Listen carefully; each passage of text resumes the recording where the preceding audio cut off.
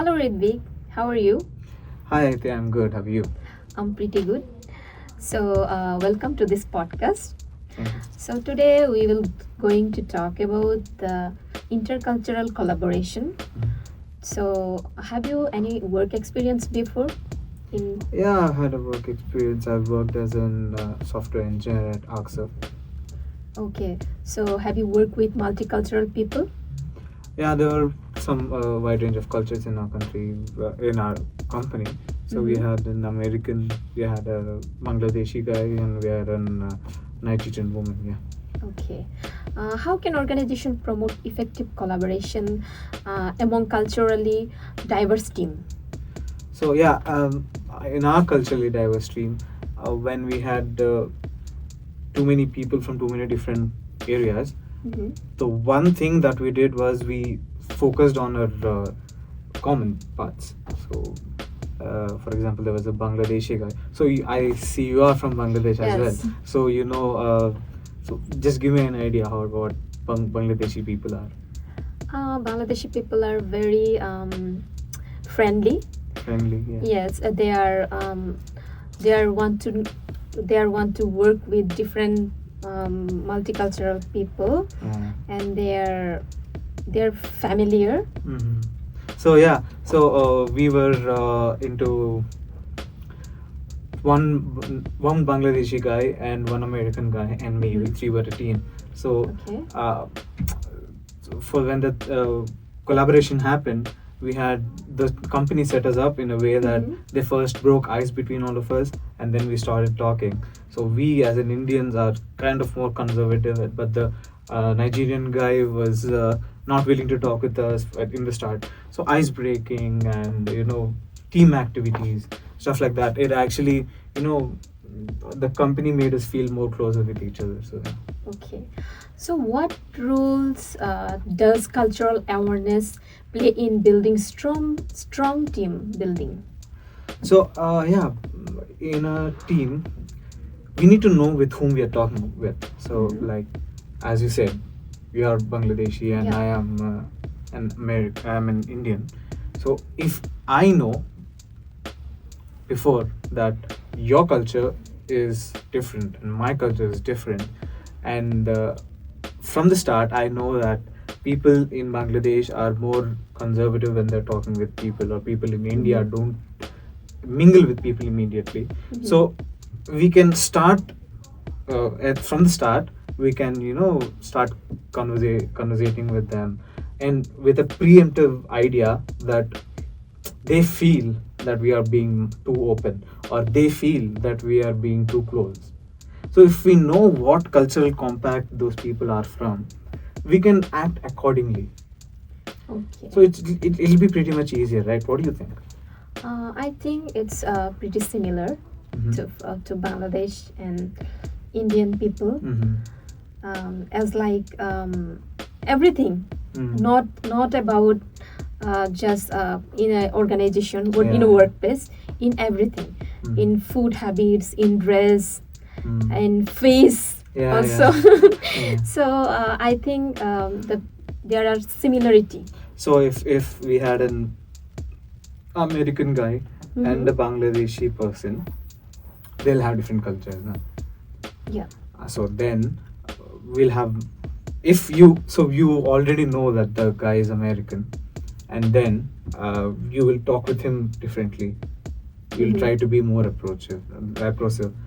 So stuff like that. If you do that, then having that kind of cultural awareness is good, very good. And sometimes people feel that there are some no-nos in one culture, and there Mhm. are in other cultures it's pretty easy to do that.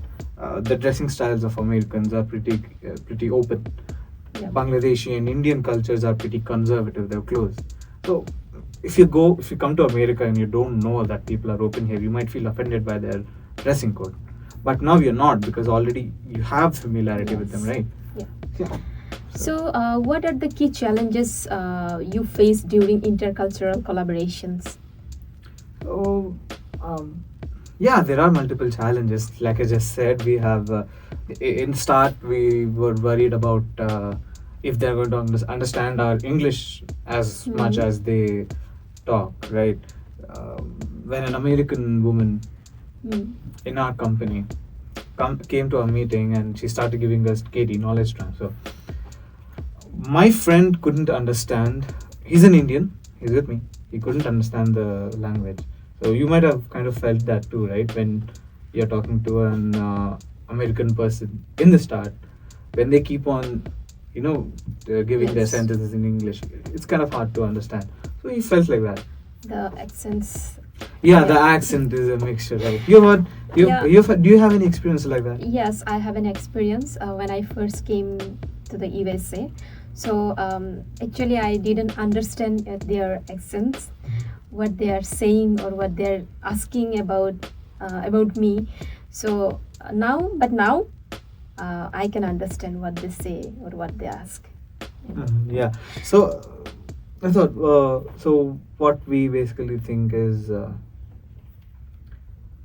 having a good idea Yes, on what to talk, and I think it needs and practice. the main problem was to make sure that I'm not offending the other Mhm. person by my dialogue delivery or my stuff. That's the Yes, main you were problem. right. Yeah. So, how can leaders adapt their communication styles to suit diverse culture? So, if there's a leader, then he'll have multiple cultural people, right? Mhm. So, I would say the first thing is the leader should understand that not all cultures are same, and when they are talking with a person from a different culture, or if they're talking to a group, then he has to address them in a unitone. Uh, for example, if he's talking to three Americans and two Indians, he should not show favorism towards the Indians. Mhm. He should not use the language that he is pretty useful in with an Indian person, Mhm. because that might rub off to an American as it's, then he's not focusing on us, he's focusing on them, right? Yes. So, So, do you think the leaders should have some effective rules to maintain intercultural communication smoothly?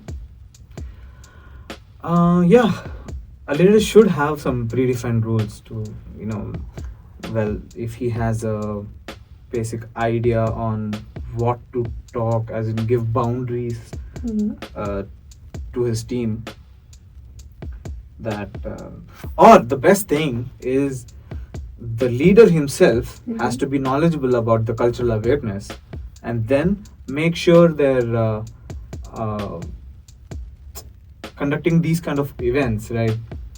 They make the people talk with each other and have a good conversation.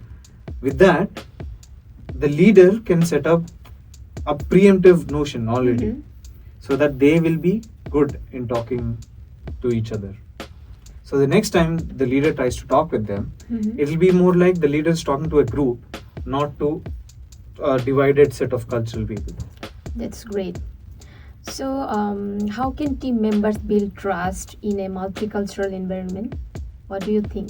I'm sorry, can you repeat again? How can team members build trust in a multicultural environment? Trust. Yeah. Most of the times, trust is the bigger problem. So, yeah. So trust. So when you have a thing with, oh yeah, I'll say the best thing to um, do is run the team on a project, Mhm. make them work with each other, and then if there are any problems, make them sort it out on their own. That will give them a better way Mhm. to work with each other. And then technically, if you put a pressure as a group, being a leader, you put a pressure on a single group, Mhm. then they will be trying to work with each other and complete the product as a whole. Then they will be more trustworthy of each other. Okay. Yeah. So, Today we have discussed so many things, Yeah. and we got some points about multicultural collaboration. So thank you, Ritvik, Yeah, for thank you, this Ayati. podcast. Yeah, it was a very informational podcast. Yes. So I hope you also will have a Yes. good idea about all of this. Yes. Yeah. Thank you. Thank you.